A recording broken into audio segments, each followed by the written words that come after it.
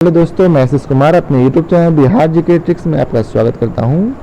तो आज हम लोग इस पुस्तक के अंतर्गत बिहार का इतिहास से संबंधित प्रश्नों को इस वीडियो में देखेंगे। तो आइए चलते हैं, वीडियो को स्टार्ट करते हैं।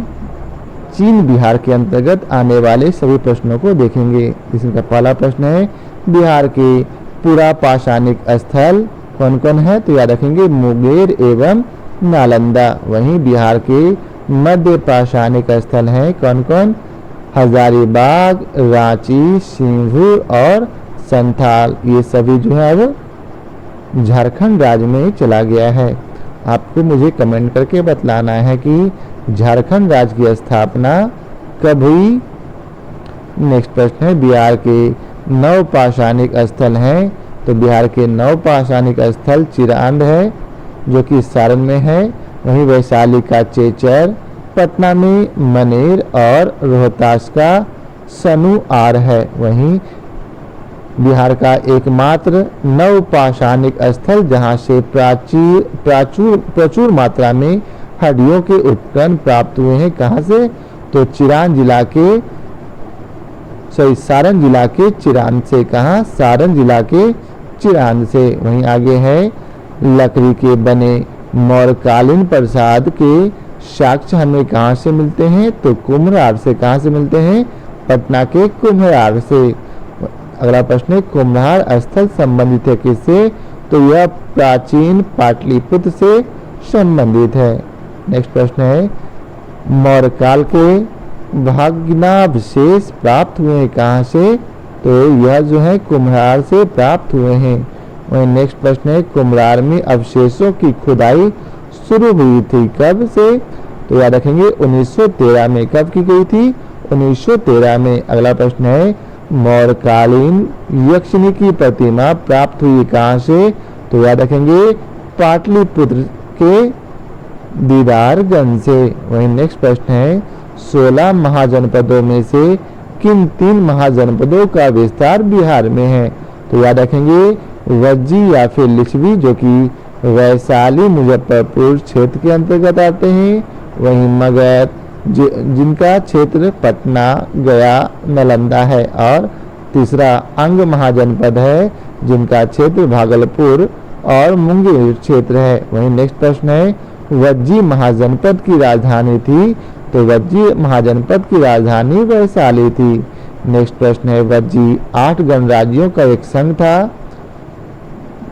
तो ये 8 गणराज्य कौन कौन थे? तो ये 8 गणराज्य विदेह, ज्ञात्रिक, लिच्छवी, उग्र, भोज, कुरु, इक्ष्वाकु एवं वज्जी थे। अब आगे है, विदेह राज का उल्लेख मिलता है कहाँ से? तो हमें विदेह राज का उल्लेख यजुर्वेद में मिलता है। वहीं नेक्स्ट प्रश्न है, जैन धर्म के वास्तविक संस्थापक महावीर स्वामी का जन्म कहाँ हुआ था? तो याद रखेंगे इनका जन्म वज्जी संघ के ज्ञात्रिक गणराज्य के कुंडग्राम वैशाली में हुआ था। कब हुआ था? 540 ईस्वी पूर्व में। वहीं नेक्स्ट प्रश्न है, महावीर की माता त्रिशला थी। महावीर की माता का क्या नाम था? याद रखेंगे त्रिशला।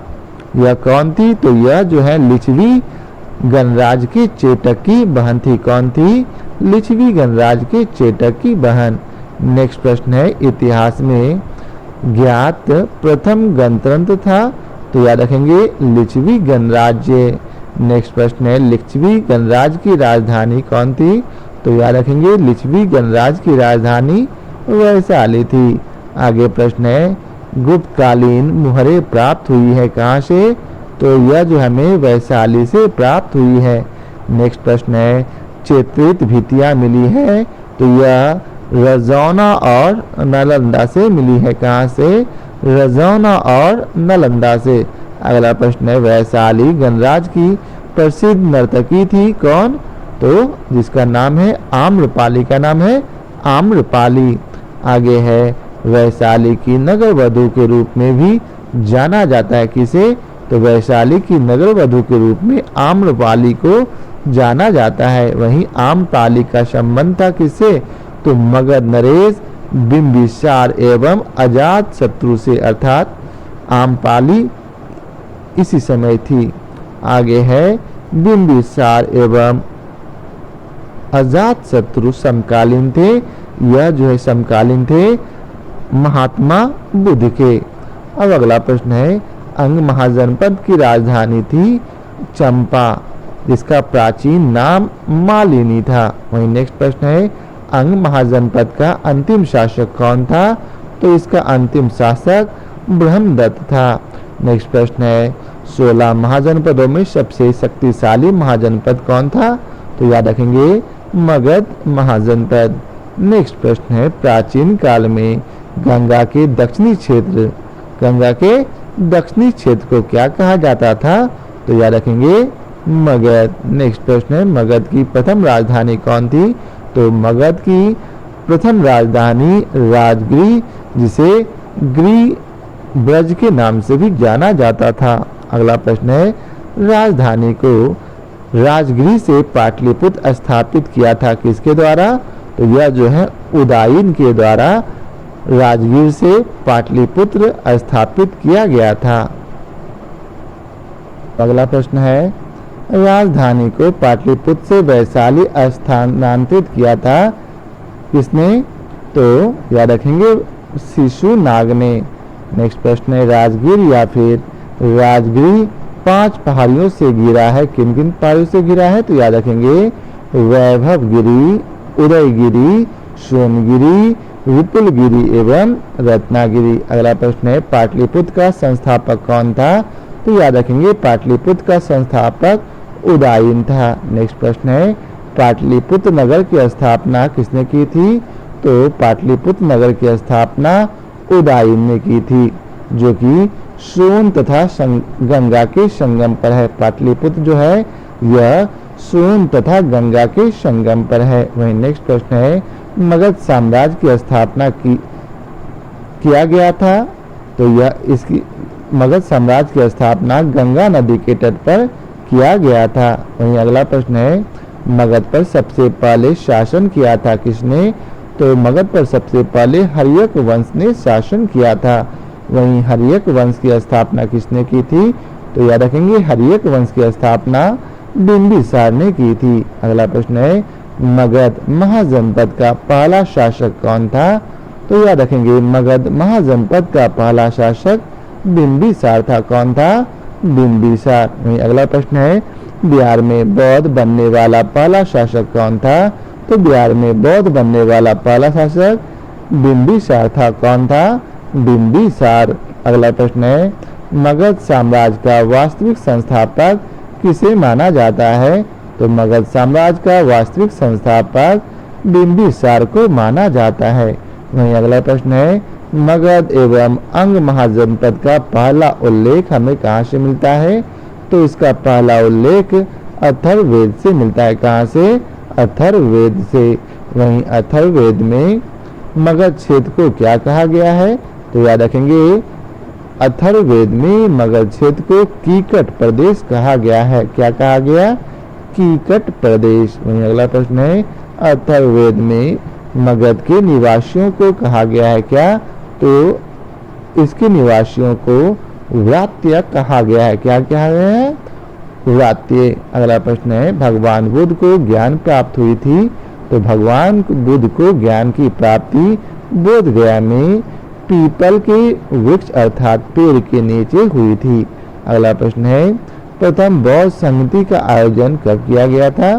तो याद रखेंगे प्रथम बौद्ध संगति का आयोजन 483 ईस्वी पूर्व में अजात शत्रु के शासन काल में महाकाश्य की अध्यक्षता में राजगिरी या फिर राजगीर में हुई थी। अब अगला प्रश्न है, द्वितीय बौद्ध संगति का आयोजन कब किया गया था? तो ठीक 100 साल के बाद अर्थात 483 ईस्वी पूर्व में कालाशोक के शासन काल में शब्बा कामी की अध्यक्षता में। और कहाँ हुआ था?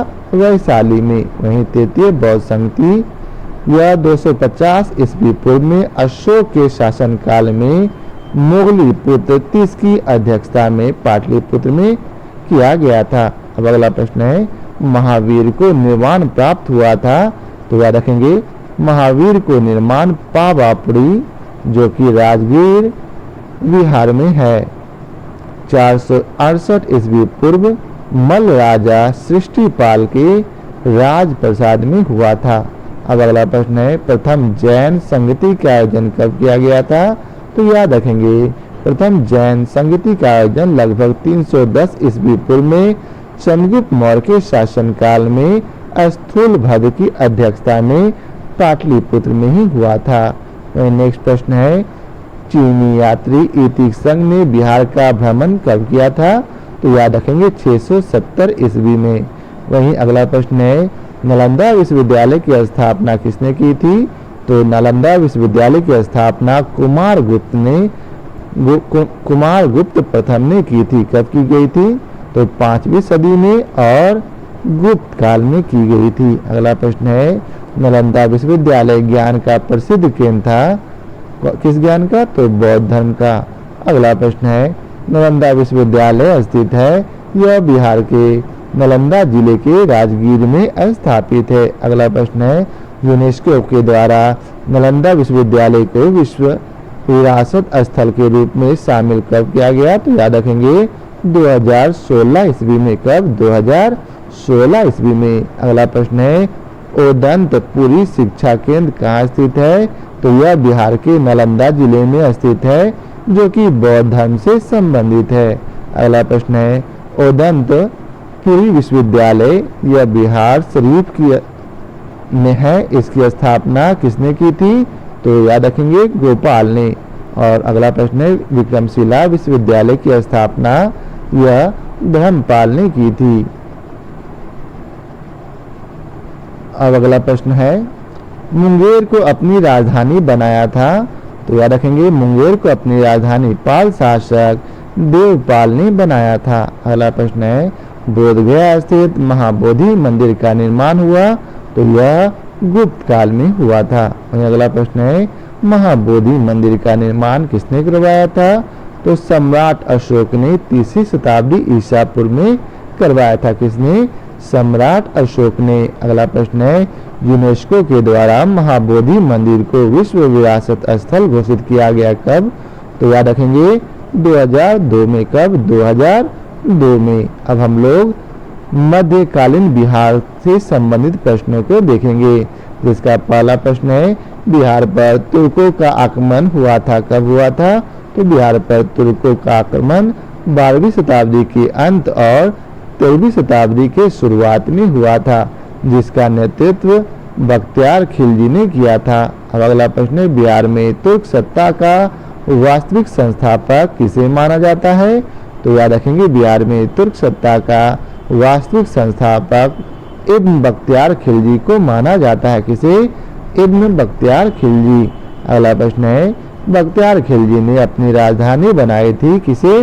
तो बख्तियार खिलजी ने अपनी राजधानी लखनौती को बनाई थी। किसे? लखनौती को। अगला प्रश्न है बिहार में तुर्कों की सबसे महत्वपूर्ण विजय थी। तो बिहार में तुर्कों की सबसे महत्वपूर्ण विजय बख्तियार खिलजी की ओदंतपुरी थी, जिसे हम लोग आधुनिक में बिहार शरीफ के नाम से जाना जाते हैं। कब किया गया था? 1198 ईस्वी में। अगला प्रश्न है बिहार का प्रथम मुस्लिम विजेता कौन था? तो याद रखेंगे बिहार का प्रथम मुस्लिम विजेता बख्तियार खिलजी था। अगला प्रश्न है बख्तियार खिलजी सहायक सेनापति था। किसका? तो बख्तियार खिलजी सहायक सेनापति कुतुबुद्दीन ऐबक का था। किसका था? कुतुबुद्दीन ऐबक।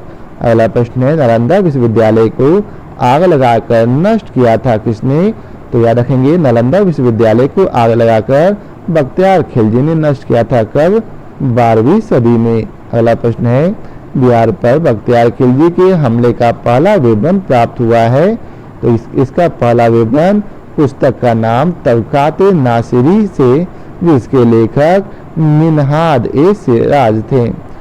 अगला प्रश्न है बख्तियार खिलजी की हत्या की थी किसने? तो उसका एक अधिकारी अली मर्दान ने ही बख्तियार खिलजी की हत्या कर दी थी। अगला प्रश्न है बख्तियार खिलजी के शव को कहाँ दफनाया गया था? तो बख्तियार खिलजी के शव को बिहार शरीफ के इमादपुर मोहल्ला में दफनाया गया था। अगला प्रश्न है, इल्तुतमिश ने बिहार का गवर्नर किसे नियुक्त किया था?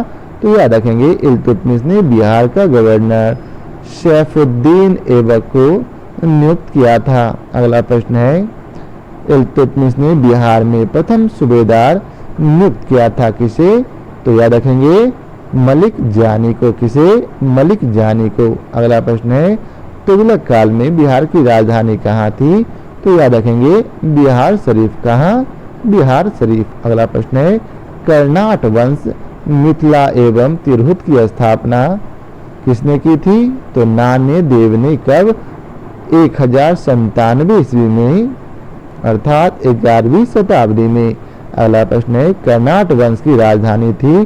तो याद रखेंगे कर्नाट वंश की राजधानी सिमरावगढ़ था, जो कि वर्तमान में नेपाल में है। अगला प्रश्न है, मैथिली भाषा का विकास हुआ था कब? तो इसका विकास कर्नाट राजवंश के दौरान ही हुआ था। अगला प्रश्न है, मिथिला का स्वर्ण युग कहलाता है कब? तो याद रखेंगे कर्नाट वंश के शासन काल में। अगला प्रश्न है, राजनीति रत्नाकर के लेखक कौन है? तो इसका सही उत्तर है चंदेश्वर, जिसमें कर्नाट शासन का विवरण है। अगला प्रश्न है, कर्नाट वंश का अंतिम शासक कौन था?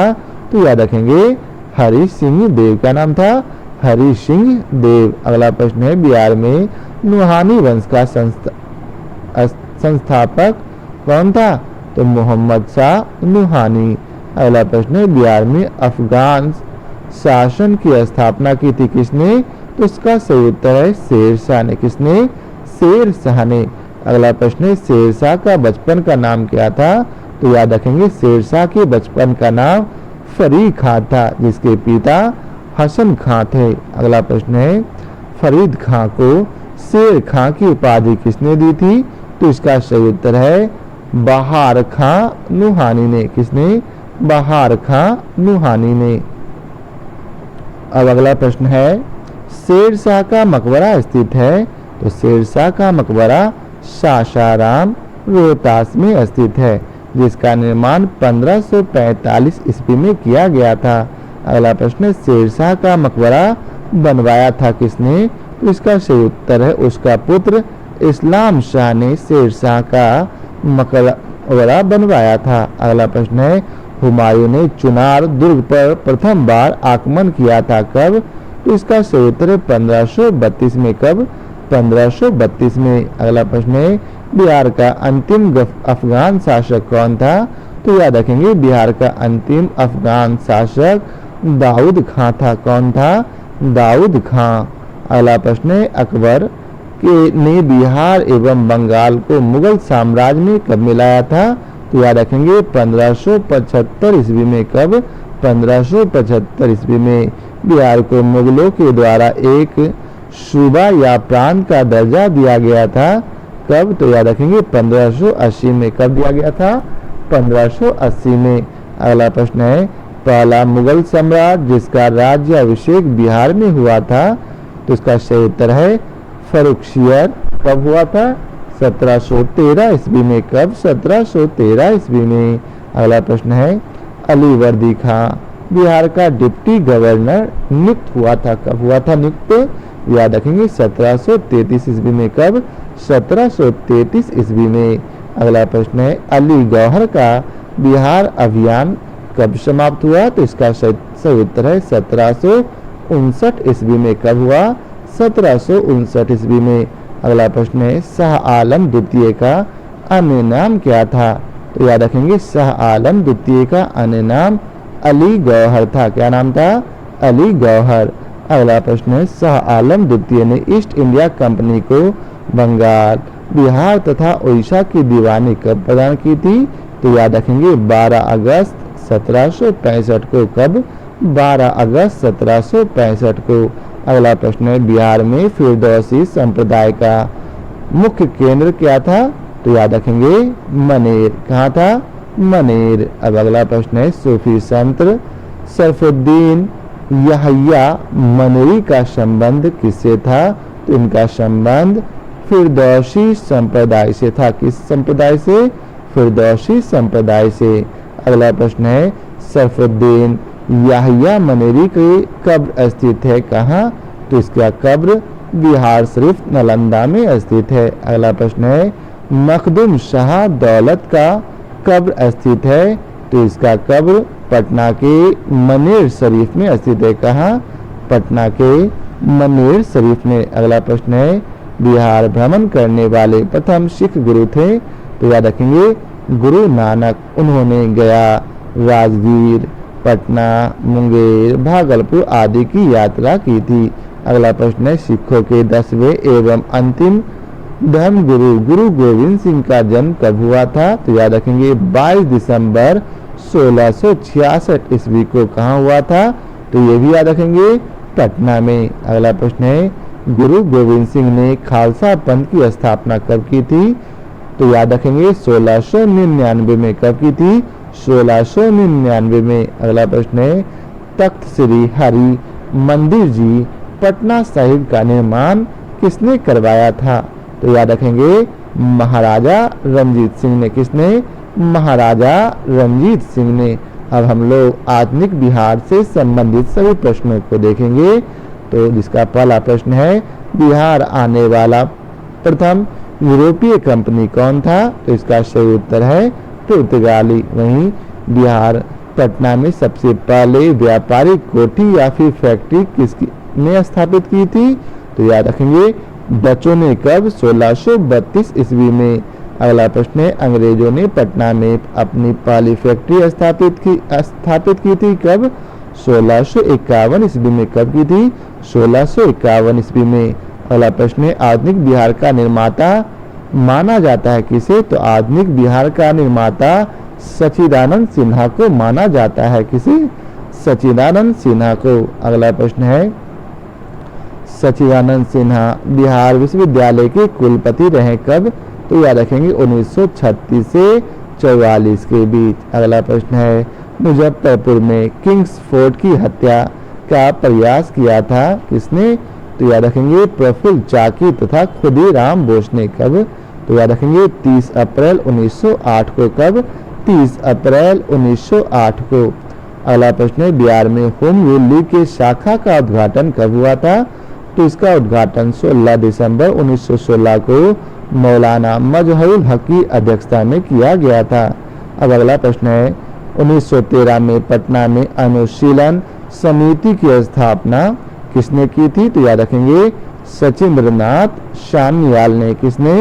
सचिंद्रनाथ सान्याल ने। अगला प्रश्न है पटना में रामकृष्ण मिशन सोसाइटी की स्थापना की गई थी कब? 1906 ईस्वी में। किसके द्वारा? बाबा ठाकुर दास के द्वारा। किसके द्वारा? बाबा ठाकुर दास के द्वारा। अगला प्रश्न है पटना में बिहार प्रदेश सम्मेलन कब हुआ था? तो पटना में बिहार प्रदेश सम्मेलन 1908 ईस्वी में हुआ था। कब हुआ था? 1908 ईस्वी में। अगला प्रश्न है बिहार छात्र सम्मेलन का पहला अधिवेशन कब हुआ था? तो याद रखेंगे 1908 ईस्वी में। कब? 1908 ईस्वी में। कहाँ? पटना में। कहाँ? पटना में। बिहार छात्र सम्मेलन का 16वां अधिवेशन कब हुआ था? 1921 ईस्वी में। कब? कहाँ? हजारीबाग में। कहाँ? हजारीबाग में। अगला प्रश्न है बिहार में कौमी सेवक दल का गठन कब किया गया? 27 नवंबर 1919 को। कब किया गया? 27 नवंबर 1919 को। अगला प्रश्न है पटना युवक संघ की स्थापना 1927 ईस्वी में कब की गई थी? किसके द्वारा?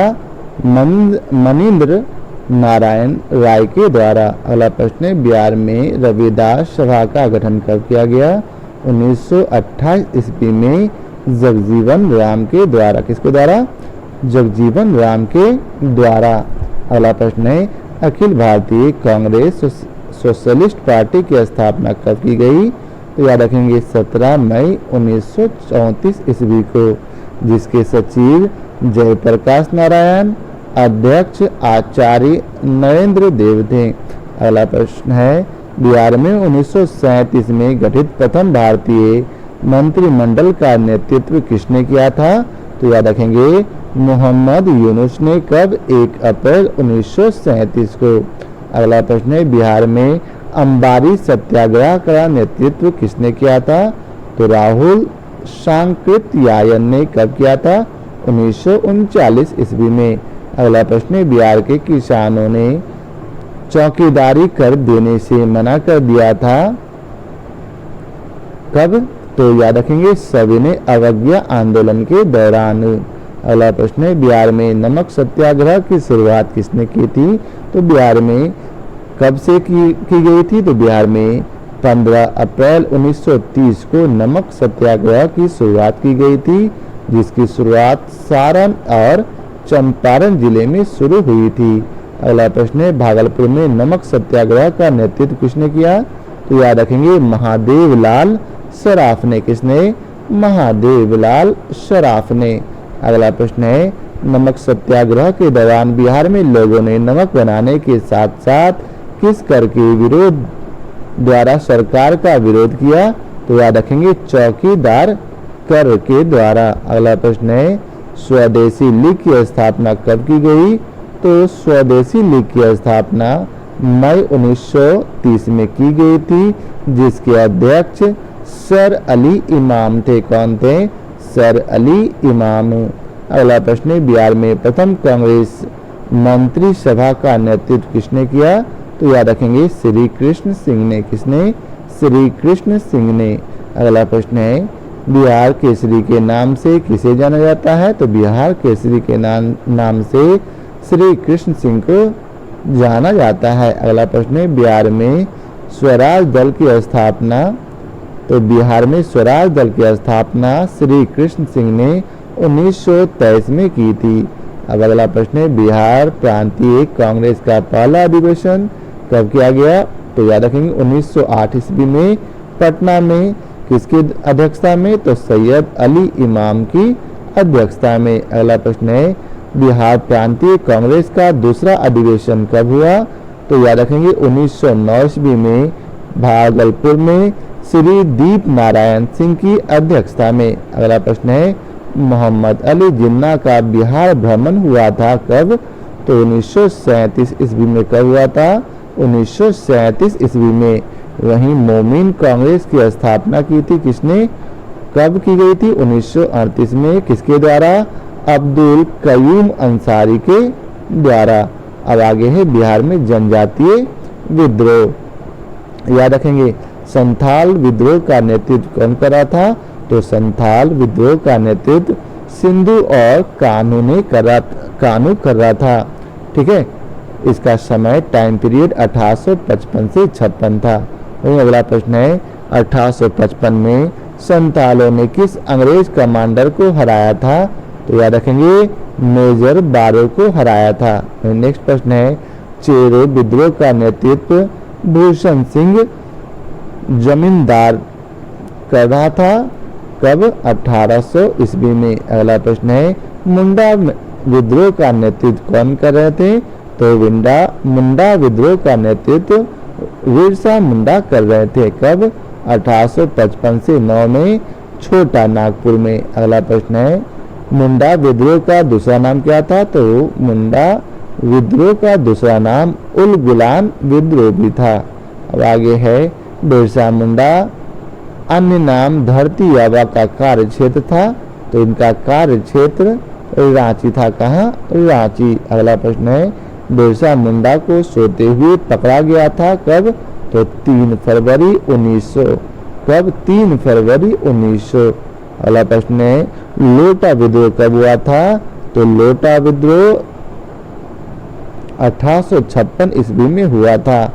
इसमें मुजफ्फरपुर जेल के कैदियों के द्वारा किया गया था यह लोटा विद्रोह। अगला प्रश्न है नोनिया विद्रोह कब हुआ था? तो यह 1770 से 1880 के बीच में हुआ था, जिसमें 16 उत्पादक वर्ग नोनिया के द्वारा। अगला प्रश्न है कोल विद्रोह कब हुआ था? तो 1831 से 32 में। किसके द्वारा? बुधो भगत के द्वारा। अगला प्रश्न है हो विद्रोह यह 1820 से 21 में सिंहवी में हुआ था। अगला प्रश्न है ताना भगत विद्रोह यह 1913 से 14 में गुमला में नेतृत्व जिनका जगत भगत ने किया था, सॉरी जगत भगत नहीं जतरा भगत का नाम है जतरा भगत ने किया था। अगला प्रश्न है बिहार में बहावी आंदोलन जो कि 1826 को हुआ था का प्रमुख केंद्र कौन था, तो इसका प्रमुख केंद्र पटना था। अगला प्रश्न है पटना में बहावी आंदोलन का नेतृत्व किसने किया था, तो इसका नेतृत्व सैयद अहमद बरेलवी ने किया था। अब अगला प्रश्न है बिहार में 1857 के विद्रोहों की शुरुआत। इसकी शुरुआत 12 जून 1857 को देवघर जिले के रोहिणी गांव में हुआ था।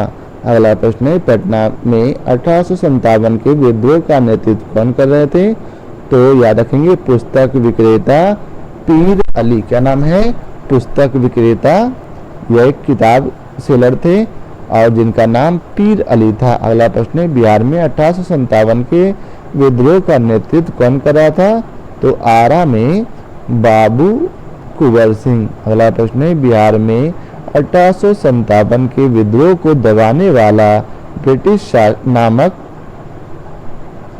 था, तो याद रखेंगे विलियम टेलर और विंसेंट आयर। क्या क्या नाम था, विलियम टेलर और विंसेंट आयर। अगला प्रश्न है वीर कुंवर सिंह का जन्म कब हुआ, तो वीर कुंवर सिंह का जन्म 1782 ईस्वी में शाहबाद जिला जगदीशपुर में हुआ था। अगला प्रश्न है कुंवर सिंह की माता का क्या नाम था, तो इनकी माता का नाम पंचरतन कुंवर था। क्या नाम था, पंचरतन कुंवर। अगला प्रश्न है कुंवर सिंह के पिता का क्या नाम था, तो इनका नाम साहबजादा सिंह था। क्या था, साहबजादा सिंह।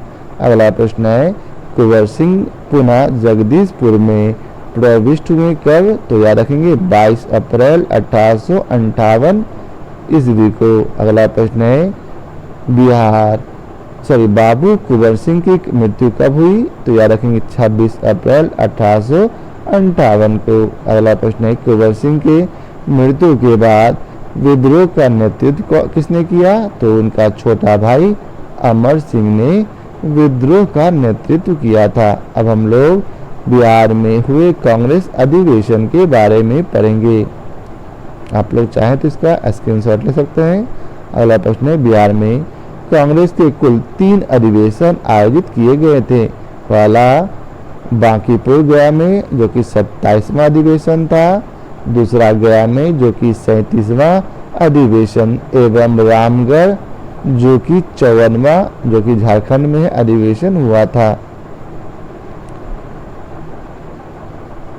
अगला प्रश्न है बिहार में कांग्रेस का पहला अधिवेशन कब हुआ था, तो बांकीपुर पटना में 1912 ईस्वी में हुआ था, जिसकी अध्यक्षता राय बहादुर RN मधुलकर ने की थी, जो कि 27वां अधिवेशन था।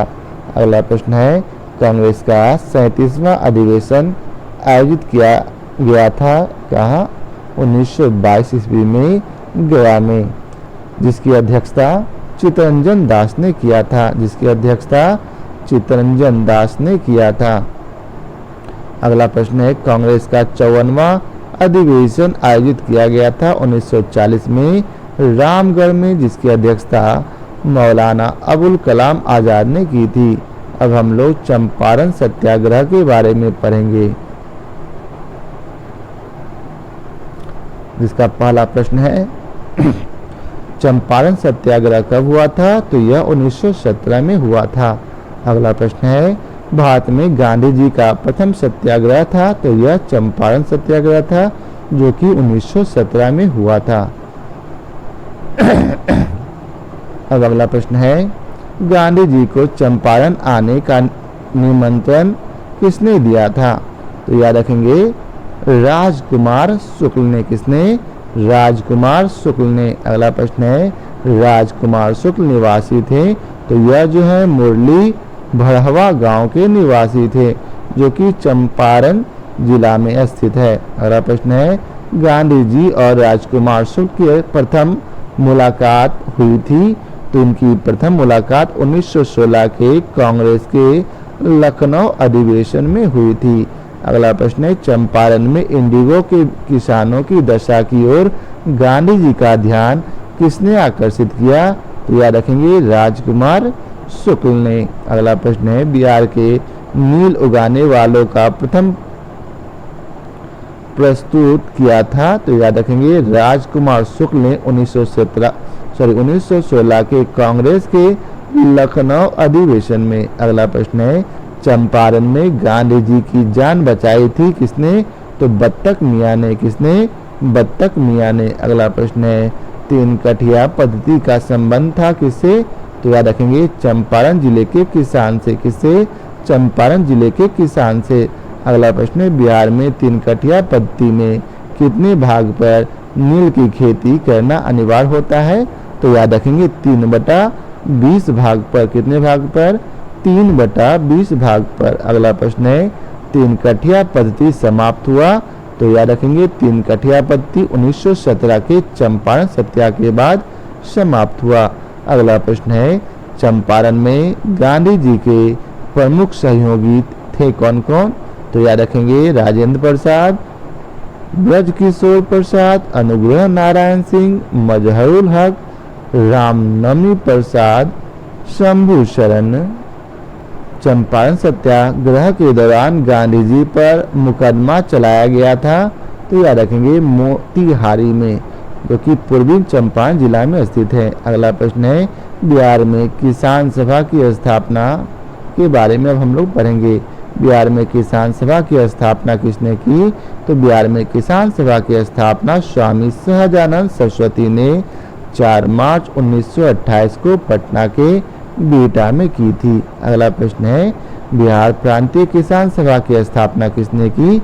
तो बिहार प्रांतीय किसान सभा की स्थापना स्वामी सहजानंद सरस्वती ने 1929 ईस्वी में, जिसके सचिव श्री कृष्ण सिंह थे, ने की थी। अगला प्रश्न है, बिहार प्रांतीय किसान सभा का प्रथम सम्मेलन कहाँ हुआ था?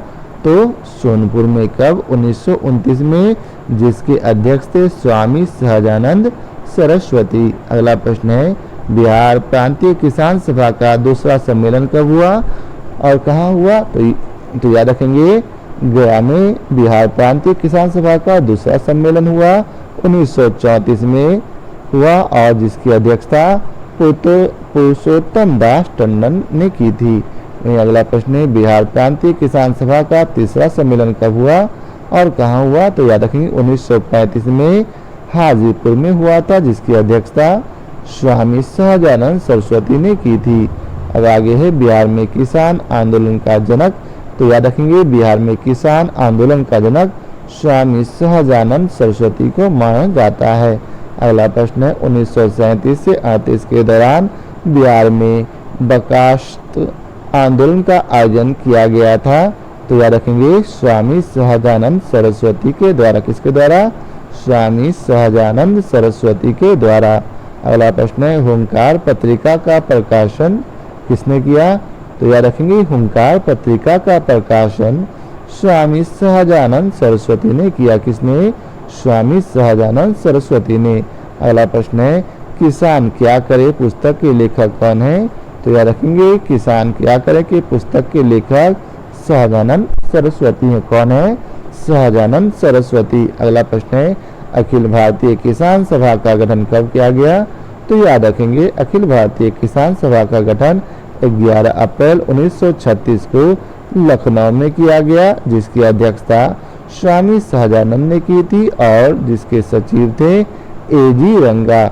अब अगला प्रश्न है, 1922 से 23 में मुंगेर में किसान सभा का गठन किया गया था। किसके द्वारा?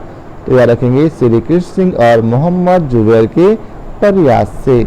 अब हम लोग बिहार में असहयोग आंदोलन के बारे में पढ़ेंगे। तो अब अगला प्रश्न है, असहयोग आंदोलन के दौरान बिहार में किसानों का नेतृत्व किसने किया था? तो याद रखेंगे स्वामी विद्यानंद। किसने? स्वामी विद्यानंद। अगला प्रश्न है, दरभंगा किस आंदोलन? दरभंगा किसान आंदोलन कब हुआ? 1919 से 20 में, जिसके नेतृत्व स्वामी विद्यानंद ने किया था। अगला प्रश्न है असहयोग आंदोलन के दौरान राहुल सांस्कृतिक आयन सक्रिय थे, कहाँ? तो छपरा में। कहाँ? छपरा में। अगला प्रश्न है सदाकत आश्रम की स्थापना कब हुई थी? 1921 ईस्वी में। इसके संस्थापक कौन किए थे? इसकी स्थापना मजहरुल हक ने किया था। असहयोग आंदोलन के दौरान मित्र खैरू मियाँ से प्राप्त भूमि पर। अब अगला प्रश्न है बिहार विद्यापीठ की स्थापना कब हुई थी? तो इसकी स्थापना 6 फरवरी 1921 को गांधी जी ने की थी। अगला प्रश्न है मदरलैंड पत्रिका का प्रकाशन किसने किया? मजहरुल हक ने। कब? 30 सितंबर 1921 को। अगला प्रश्न है युवराज प्रिंस ऑफ वेल्स का पटना आगमन कब हुआ? 22 दिसंबर 1921 को। अब हम लोग भारत छोड़ो आंदोलन और बिहार से संबंधित प्रश्नों को पढ़ेंगे, जिसका पहला प्रश्न है भारत छोड़ो आंदोलन के समय डॉक्टर राजेंद्र प्रसाद को किस जेल में कैद कर रखा गया? तो याद रखेंगे पटना के बांकीपुर जेल में। कब? 1942 में। अगला प्रश्न है भारत छोड़ो आंदोलन के समय अंग्रेजों के द्वारा नेताओं की गिरफ्तारी के विरोध में महाधिवक्ता पद से इस्तीफा दिया था, किसने दिया? तो याद रखेंगे बलदेव सहाय ने। अब अगला प्रश्न है भारत छोड़ो आंदोलन में बिहार का मुख्य केंद्र था, याद रखेंगे गांधी मैदान। और अगला प्रश्न है पटना लॉन का गांधी मैदान के रूप में कब नामांकन किया गया? तो हम लोग जानते हैं 1948 में। सचिवालय गोलीकांड से, जिसका पहला पॉइंट है सचिवालय गोलीकांड कब हुआ था? तो यह 11 अगस्त 1942 को हुआ था। अगला प्रश्न है सचिवालय गोलीकांड में कितने छात्र शहीद हुए थे? तो इसमें 7 छात्र शहीद हुए थे, जिनके नाम है उमाकांत सिन्हा जो कि सारण जिले के थे, दूसरा रामानंद सिन्हा जो कि पटना जिले के, सतीश प्रसाद झा यह भागलपुर जिले के, राजेंद्र सिंह यह सारण के, राम गोविंद सिंह यह पटना के, देवी पद चौधरी यह जमालपुर के, जगपति कुमार यह औरंगाबाद के थे। अब अगला प्रश्न है सचिवालय गोलीकांड में किसने पुलिस को गोली चलाने का आदेश दिया था? तो याद रखेंगे पटना के तत्कालीन जिलाधिकारी WG ऑर्चर। अगला प्रश्न है सिवान थाने पर झंडा फहराने के दौरान पुलिस के गोलियों का शिकार हुआ था कौन? तो फुलेना प्रसाद श्रीवास्तव का नाम था, फुलेना प्रसाद श्रीवास्तव। अब हम लोग राष्ट्रीय आंदोलन और बिहार के बारे में पढ़ेंगे, जिसका पहला पॉइंट है बिहार में स्वराज दल या पार्टी का गठन कब किया गया और किसके द्वारा? तो याद रखेंगे 1923 ईस्वी में श्री कृष्ण सिंह के द्वारा किया गया था। किसके द्वारा? श्री कृष्ण सिंह के द्वारा। अगला प्रश्न है बिहार में स्वराज दल या पार्टी का पहला बैठक कब हुआ था? याद रखेंगे 26 जनवरी 1923 को। कब? 26 जनवरी 1923 को, जिसमें पहले अध्यक्ष थे श्री नारायण प्रसाद और पहले सचिव थे अब्दुल बारी। अगला प्रश्न है बिहार समाजवादी या फिर सोशलिस्ट पार्टी का गठन कब किया गया? 1931 में। किसके द्वारा? फूलन प्रकाश वर्मा एवं जयप्रकाश नारायण के द्वारा। किसके द्वारा? फूलन प्रकाश वर्मा एवं जयप्रकाश नारायण के द्वारा। अगला प्रश्न है बिहार में साइमन कमीशन का आगमन कब हुआ था? तो याद रखेंगे 12 दिसंबर 1928 को। कहाँ? पटना में। अगला प्रश्न है बिहार के नौजवानों ने साइमन कमीशन का विद्रोह किया कहाँ? अनुग्रह नारायण सिंह के नेतृत्व में। किसके नेतृत्व में? अनुग्रह नारायण सिंह के नेतृत्व में। अब आगे है डॉक्टर राजेंद्र प्रसाद एवं जयप्रकाश नारायण से संबंधित प्रश्न। इसका पहला प्रश्न है भारत के प्रथम राष्ट्रपति डॉक्टर राजेंद्र प्रसाद का जन्म कब हुआ? जन्म कहाँ हुआ?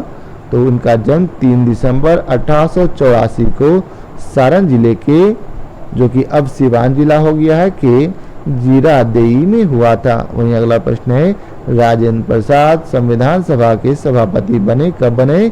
11 दिसंबर 1946 को। अगला प्रश्न है 1946 में बनी अंतरिम सरकार में डॉक्टर राजेंद्र प्रसाद के पास कौन सा विभाग था? तो इस समय खाद्य एवं कृषि विभाग था। कौन सा विभाग था? खाद्य एवं कृषि विभाग। अगला प्रश्न है महात्मा गांधी एवं बिहार सम रेमिनिसेंसेस पुस्तक के लेखक थे। तो याद रखेंगे डॉक्टर राजेंद्र प्रसाद, जिनके पिता महादेव सहाय और जिनकी माता का नाम कमलेश्वरी देवी था। अगला प्रश्न है डॉक्टर राजेंद्र प्रसाद की पत्नी का नाम क्या था? तो इनका नाम राजवंशी देवी था। क्या नाम था? राजवंशी देवी। अगला प्रश्न